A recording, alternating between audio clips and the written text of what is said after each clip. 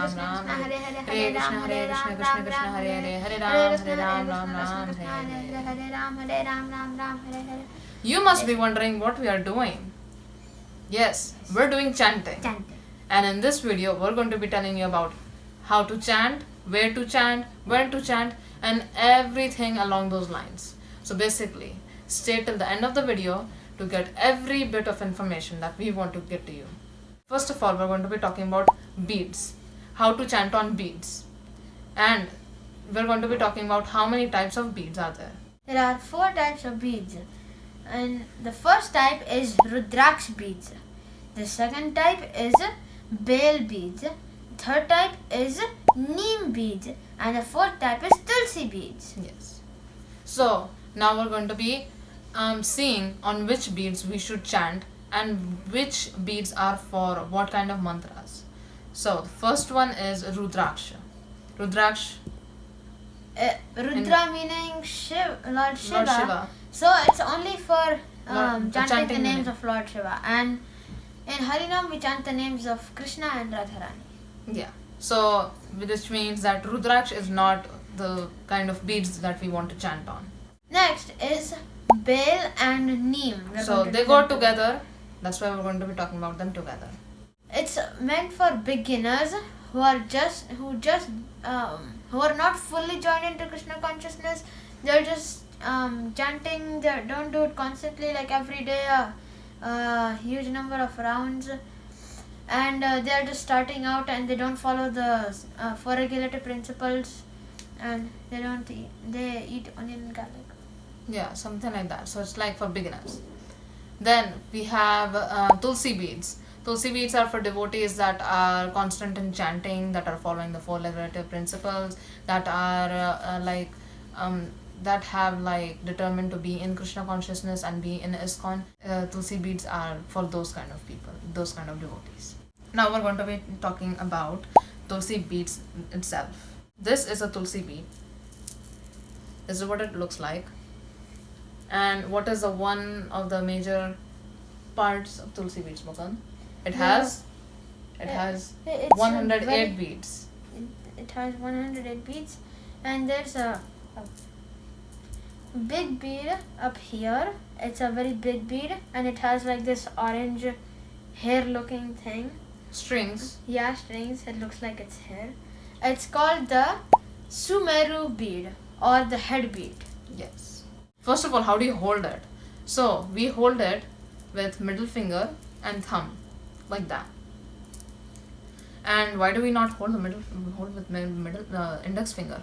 We don't hold with the middle index finger. Index finger. Because with this finger, whenever you point out someone's mistake, then you use this finger. You're like, you didn't do this. You're not good at this.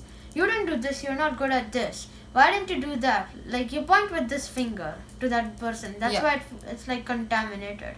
And on this bead, we chant the Pañca-tattva Maha Mantra. Pañca-tattva Maha-mantra. And which is Jaya Shri Krishna Chaitanya, prabhu nityānanda, śrī-advaita, gadādhara, śrīvāsādi-gaura-bhakta-vr.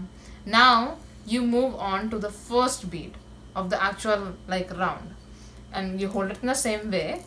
And on this bead, you are going to be chanting the Hare Krsna Mahamantra, which is Hare Krishna, Krishna Krishna, Hare Hare, Hare Rama, Rama Rama, Hare Hare. Then you move on. Yeah.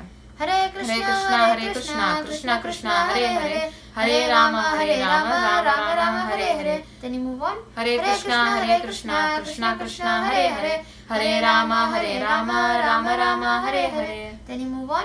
Hare Krishna, Krishna Hare Hare, Hare Rama, Rama Hare Hare. And then like say you finish the whole round. Hare Okay? Krishna, Krishna Hare Hare. And then you came to the last beat. Hare Krishna, Krishna Hare Hare, Hare Ram, Ram Hare Hare. And you finish the round. Now what do you do? Now you come back to the head beat. And then you take a U-turn basically. U-turn. And then you go backwards again. Yeah. So you never cross the Sumeru beat or the head beat. And before starting that round, you say the Pañca-tattva Mahamantra, which is Jai Shri Krishna Chaitanya, Prabhu Nityananda, śrī-advaita gadādhara, śrīvāsādi-gaura-bhakta-vr. And then you take a U-turn and then you start off with this one. So that was one round. And one thing you must have noticed in the Tulsi bead, in my Tulsi bead especially, and most of the Tulsi beads are like this, that they start with big beads and then they go around and they have this small one. They end up with the small one. So what is this for? So that you actually keep in mind, you remember that, oh, you started with the big bead and you are ending with the small one. So you turn around and you start with the small one again. That is what it's for. And another thing about the Tulsi beads is that when these were my old beads, and after sometimes they if you use it for very very long, sometimes they can even break. Like one bead over here, it just broke off, and there's only 107 small beads in here. And so now Mukund can't chant on it because there are only 107. And what are the 108 beads actually representing? The gopis' feet. Yeah, so what we are actually doing is like taking blessings or like asking permission to go to Krishna. So we go Hare Krishna, Krishna Krishna, Hare Hare, Hare Rama, Rama Rama, Hare Hare. So we're actually taking permission from that gopi, and so that we like go to Krishna. So basically, you must have seen that in ISKCON we offer prayer, first do to our Guru, then Srila Prabhupada, then Chaitanya Prabhu, then like that's how we go higher. So we don't directly go to Krishna. We go from there are like stairs. That's why you need a Guru. So that is what this big this one. So Mukund, do you want to explain how we almost form a circle but don't form a circle? Yeah, so this is the Pañca-tattva Maha-mantra. So this bead, is the bead on which we stand. So always there will be a orange kind of like many many threads over there to like make you know that that's the Pañca-tattva Maha-mantra. So that one, and then you go that way, you finish your round, and then you take a U-turn there. Now, you chant the Jai Shri Krishna Chaitanya, you chant the Pañca-tattva mantra, and then you take a U-turn. And you go back. So basically you're like this close to like making it a full circle, but you never do, right Mukund? Yeah. You leave it by tiny space. Yeah, because you're never supposed to cross that bead. So always remember you're not supposed to cross that bead. And that is how to chant on beads. If you had said that these are so pure, right? Yeah. Tulsi is very pure and it's dear to Krishna. Yeah. Like how it is said in Vrindaya Tulsi Jaya, and it says Priyaya, meaning it's very dear to Krishna. Yeah, Priyaya Keshavasya. So then where do you keep these? Oh yeah, where do you keep these then? You can't just leave them on the floor because the floor is dirty or it's somewhere where we put our feet, and our feet aren't lotus feet that the floor is like worshipable or something, or that our feet is worshipable or something. So you can't keep it on the floor. So you can't just keep it on like, you can't take it in the bathroom or anything.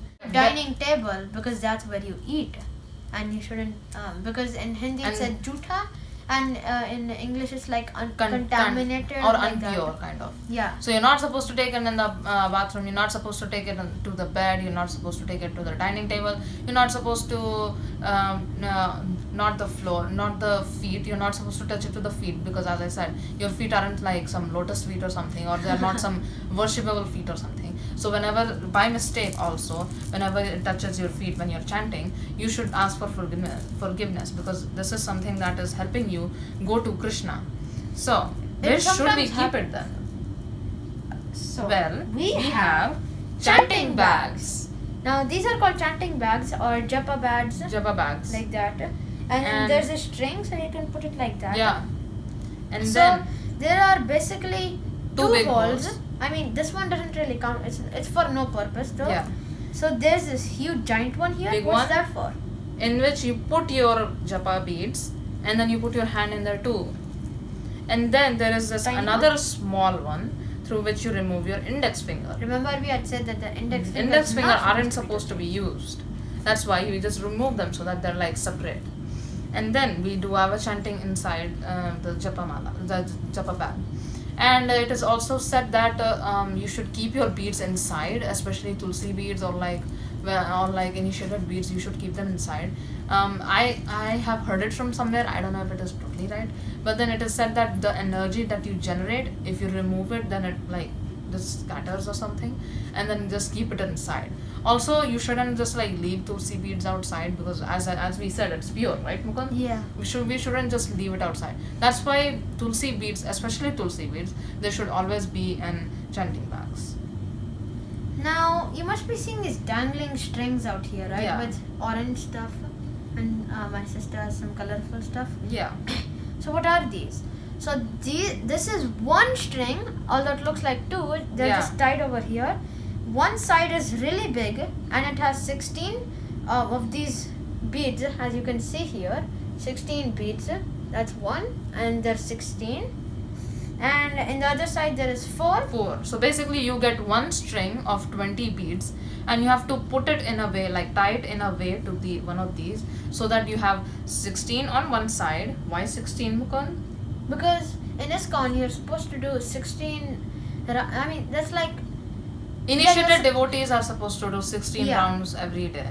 But then you can, if you are a beginner, you can just start off by one round. one round. Just start off by one round. That is a lot. And as soon as you finish one round, Yeah. you keep mark, Yeah. because sometimes you might forget. Yeah, you just you can pull one pull of it them on. down. And then the second then- one has 4. And what is that for, Mukund?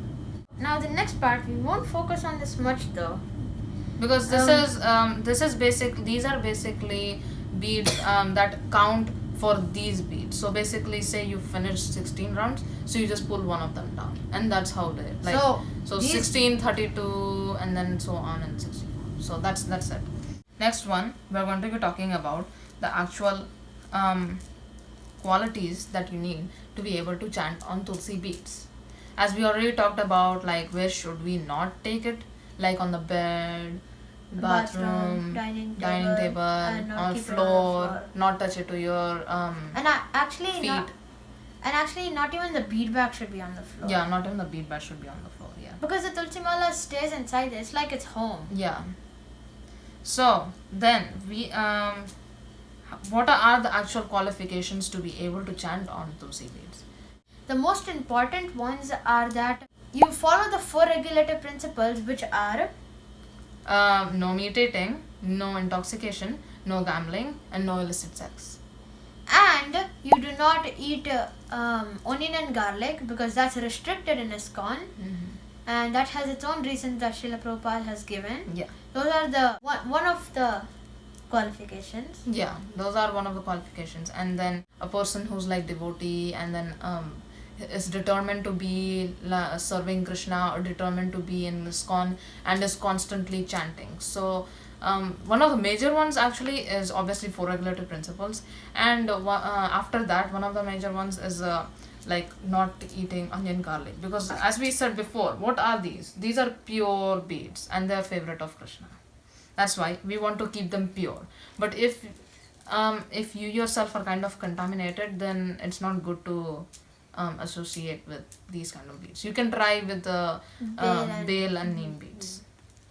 So that was how to chant and Tulsi beads, and what are the qualifications to be able to chant on Tulsi beads. Now you must be wondering, there are some devotees or some people you must have heard from that aren't very satisfied with their chanting.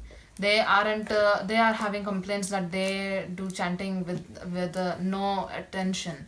They are like inattentive. Their mind is just flickering here and there. They aren't able to actually remember Krishna when they are chanting. So for that we have a few books by one of Prabhuji's, or actually Maharajji in ISKCON. So we're going to be talking about them. First one we have here is the living name. Living name is basically the holy name, because we chant it and it's kind of living because we're chanting it, and it has power in it. So that's why it's like living name. And actually, the living name is, Harinam, when we say Krishna, that is actually Krishna dancing on our tongue. So, Yeah. and actually, the holy name, when we say Krishna, that word is actually Krishna himself. Yeah, it is said that Krishna's name is no less than Krishna himself. So if you chant Krishna's name, that is no less than Krishna himself. That's why you should do Hare Krsna Mahamantra chanting. So this the living name, it says it's a guide to chanting with absorption, and this is by Sachidananda Swami. So this is one of the disciple of Prabhupada. He's a disciple. A very of senior one. Yeah, and then this just has like tips and like some quotations and just to help out, like chanting with absorption, not with a flickering mind, not roaming here and there, thinking only about Krishna when you're chanting. Just tips and tips how to do that. And then we have another book. It's called Japa, and it's by Burijan Das Prabhuji. Yeah. Burijana Prabhuji, and it says that it 9 keys from the Shikshashtaka to improve your japa. Read the Shikshashtaka. It is the only 8 verses that Lord Chaitanya spoke. He didn't even Not write Chaitanya it. Mahaprabhu spoke. He spoke it. Yeah. So those are the only. So there are so many acharyas that have contributed so much, and maybe people have expected Chaitanya Mahaprabhu to be the most of them, but no, he has written or spoken only 8 verses. Only 8 verses. So in his whole lifetime, only 8 verses, and those are the 8 verses, Shikshashtakam prayers. And from that, Burijana Prabhu has given us 9 keys to improve our chanting. So these are 2 books that might help if you have already started chanting and you might be having some problems of like flickering mind, inattentive chanting. And also be sure that inattentive chanting is one of the offenses. After the 10th one, it is said it is also an offense to be inattentive while chanting. It's not like exactly an offense, but it is also an offense. Right, Mukund? Yeah, Yeah. Prabhupada has added Yeah. that in. So, in the description box, you can go and check it out. If you really want to read one of these, the links will be there. We'll try to find it on Amazon. Yeah. And the links will be there. That was how to chant, how to keep your Tulsi beads properly, what are the qualifications, and a few books that might help you. And to the bead back too. Bead back too, yeah. So that was it for this video. We hope you liked it. If very you liked much. it, then like the Like the click video like button as well. and share it with your family and friends so that they also start chanting. And subscribe to our channel to Yes. help us improve, and so that you give your support. Yes. And in the comments box, Type how many rounds you do, maybe.